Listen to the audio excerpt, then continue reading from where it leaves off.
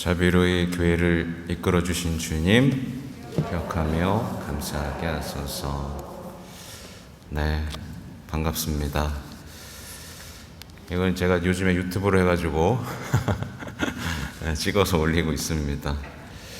또 오늘 성모님의 승천, 무엇보다 중요한 주제죠. 성모님께서는 죽지 않으시고 죽어서 육신이 썩었다가 무덤에서 부활하신 게 아니라 어떻게 되셨죠? 그냥 하늘로 직행을 하셨습니다. 도대체 왜 그랬을까? 왜 그랬을까요? 아시는 분 있으세요? 제가 초등부도 물어보고 중고등부도 물어봤습니다. 근데 대답하는 사람이 있었어요. 근데 보통 우리는 생각하기에 엄마니까, 예수님 엄마니까 이렇게 너무 사랑해서 이렇게 차마 못 보고 이렇게 들어 올리셨다라고 알고 있죠. 그러나 조금 더 우리가 묵상해야 될 주제가 있습니다. 성모님께서 하늘로 바로 올라가신 이유는 원죄 없이 잉태되셨기 때문입니다. 그렇죠? 성모님께서는 죄가 없으셨기 때문에 죽음이 감히 성모님을 건드릴 수가 없었어요. 사실 죄 때문에 뭐가 들어왔죠? 세상에 죽음이 들어온 거예요. 그러니까 성모님은 죄가 없으니까 죽음의 지배를 받을 필요가 있다 없다? 없다. 그러니까 원죄 없이 잉태되신 성모님, 그 티 없이 깨끗하신 성모 성심은 원수가 감히 어떻게 할 수 없는 그 아름다운 그 자체입니다. 사실 우리 성모님 보면 참 아름답죠? 네, 별로 감흥이 없나 봅니다. 죄 없이 깨끗하신 우리 성모님을 보면서도 아무런 감정을 느끼지 못한다면 우리 가슴은 좀 고장난 거예요. 성모님 어떻게 저렇게 아름다울 수 있을까? 사실 오늘의 성모님의 아름다움은 오늘 복음에도 드러나죠. 어떻게 이렇게까지 자신이 성모님, 예수님의 어머니, 하느님의 어머니가 된 상태에서 그 먼 길을 떠나서 도와달라고 하지도 않았던 그 엘리사벳을 찾아가는 그 아름답고 깨끗한 성모님의 발걸음을 한번 생각해 보세요. 이게 원죄에 물들지 않은 여인의 삶입니다. 근데 우리 사회는 어때요? 도와줘 그래도 안 도와줍니다. 이익을 철저히 계산하죠. 하지만 성모님은 도와달라고 하지도 않았는데 도와줘야 되는 상황을 듣자마자 자신의 상황은 생각하지 않고 떠납니다. 그죠? 아무튼 오늘 제가 이제 오늘 세례받는 분들도 있으니까 생각해보고 싶은 것들이 있어요. 그러니까 원죄 없이 잉태되신 성모님 정말 아름다웠죠. 그죠? 한눈에 반할 만큼 아름다웠습니다. 그럼 우리 인간은, 사실 우리 인간은 태초에 창조될 때 원죄가 있었어요? 없었어요? 없었죠. 원죄가 없었습니다. 우리도 성모님, 그러니까 우리가 얼마나 아름다웠는지를 생각하려면 성모님을 보면 돼요. 우리가 정말 아름다운 존재였습니다. 누가 봐도 빛이 나고 아름다운 존재였죠. 근데 뭐가 다 망쳐놨어요? 뭐가 망쳤죠? 죄가 다 망쳐놓은 겁니다. 그 죄를 구체적으로 표현하자면 뭐가 있을까요? 순종하지 않은 마음, 그렇죠? 하느님의 말씀을 따르지 않은 그 불순종, 그리고 교만함, 내가 선과 악을 판단할 수 있으리라는 어떤, 내가 커지고 하느님을 작게 만드는, 그죠? 그 마음. 그리고 결정적으로 뭐가 망쳐놨죠? 악마와 대화했던 그 순간이 우리 인간의 아름다움을 모두 다 망쳐버리고 말았습니다. 사실 이런 일들은 오늘날에도 계속해서 벌어지고 있는 바죠. 우리는 순종하지 않습니다. 요즘에 누가 순종해요? 그죠? 부부끼리도 순종 안 하죠. 순종하기보다는 뭐예요? 나에게 순종하고 내가 지배하기를 바라죠. 합리적으로 뭔가 따지기만을 바랍니다. 우리의 마음속에 순종이란 건 사라져버렸죠. 순종이 사라진 만큼 그 사람은 어떻게 되는 거죠? 아름다움의 빛을 잃어버리는 겁니다. 그리고 우리는 사실 교만하죠. 항상 누군가 나를 알아줬으면 하는 생각입니다. 그래서 내가 항상 커져야 돼요. 근데 나보다 누가 커. 그럼 어떻게 하죠? 험담해서 깎아내리죠. 그죠? 어떻게든 내가 더 커 보이려고 허영을 부립니다. 좋은 차 타고, 좋은 핸드폰 쓰고, 그죠? 좋은 옷 입고. 내가 더 커져야 되는 거예요. 하느님은 커지고 내가 작아져야 되는데 우리는 내가 커지고 하느님은 작아져서 하느님께서 내가 하는 일을 도와주셔야 하는 분으로 만들어버리고 말았죠. 그렇게 우리의 아름다움은 또 사라져갑니다.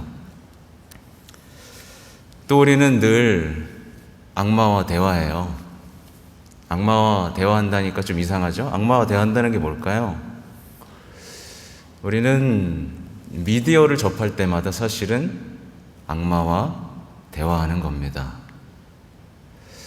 미디어에서는 끊임없이 악마의 삶의 방식을 우리에게 얘기해요.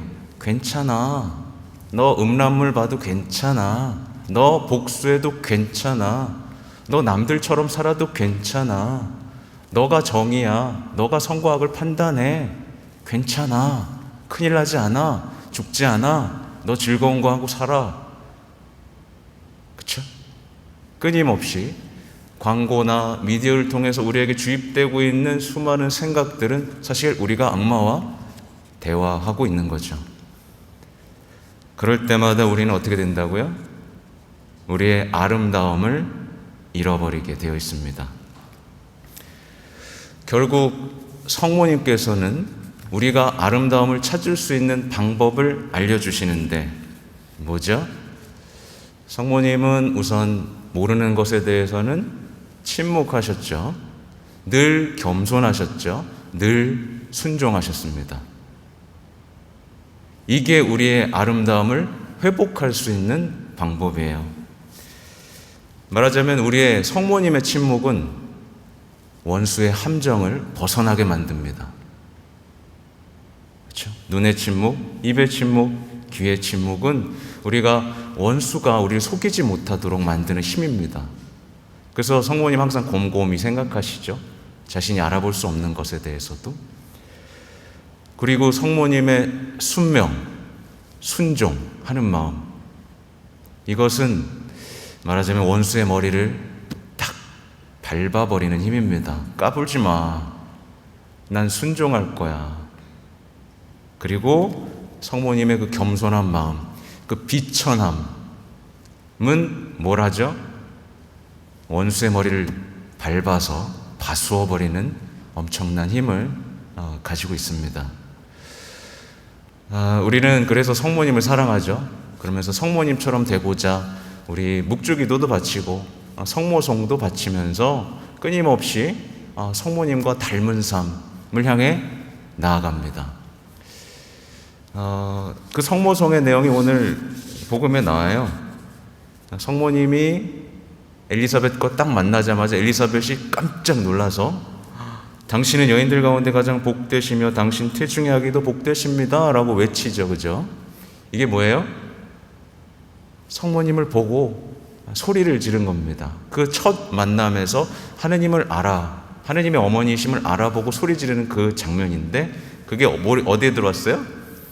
성모성에 들어왔습니다. 그리고 또 하나 들어온 건 천사가 성모님을 만났을 때, 그렇죠? 그러니까 성모성을 할 때마다 우리는 뭘 외치는 거예요? 주님의 어머니이심을 외치고 구원이 시작됐음을 외치면서 성모님이 가신 길을 따라가겠다고 우리 마음으로 외치는 겁니다.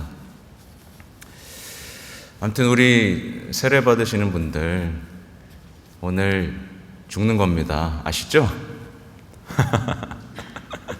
오늘 옛 삶에서는 죽고 새 사람으로 태어나는 겁니다. 그죠? 네. 원래는 물에 담가야 돼요. 물에다 푹 담가서 죽을 만큼 숨을 못 쉬게 한 다음에 3번 끄집어냅니다. 그럼 내가 죽었다 살아났구나. 나 이제 새로운 사람이 됐구나. 라고 생각하시겠죠. 이제 옛삶, 내가 이것 때문에 즐거웠고 이것 때문에 살았어. 나 뭐 등산이 정말 좋았고 나 취미생활이 정말 좋았어. 이게 내 행복이었어. 라고 했던 옛삶에서 이제 뭐예요? 난 하느님을 바라보면서 살겠어. 천국을 바라보며 살겠어. 라고 새로 태어나는 겁니다. 그죠? 그래서 뭐 주셨어요? 새로운 이름까지 오늘, 그죠? 받게 됩니다. 여러분은 이제 오늘 그리스도인으로 새롭게 태어나게 돼요. 그리스도인으로 새로 태어난다는 건 정말 엄청난 일입니다. 이거를 눈으로 볼 수 있다면 우린 다 기절해 버릴 거예요. 세상을 창조하신 아버지가 하느님이 여러분의 이제 아버지입니다. 그래서 우리 주님의 기도 할 수 있게 돼요. 그 전까지 주님의 기도할 때는 하늘에 계신 우리 아저씨였어요. 아저씨였죠. 아버지 아니었어요. 근데 오늘 뭐예요? 아버지 되는 겁니다. 감히 그분을 이제 아버지로 만나는 거예요. 이 아버지는 절대로 사랑을 포기하는 일이 없는 아버지입니다. 너무 사랑해서 목숨을 내놓은 아버지를 여러분은 아버지로 만나게 됩니다. 그리고 또 누가 엄마예요? 성모님이 이제 여러분의 엄마입니다.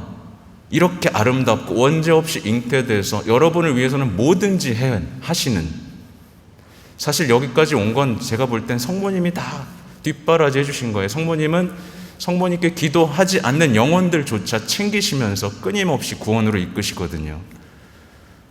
어쨌든 여러분은 성모님을 엄마라고 부를 수 있게 됐습니다. 네. 뭐 그뿐인가요?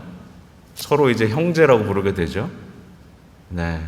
자매라고 부르게 되죠. 여러분은 이제 하나가 된 겁니다. 하나.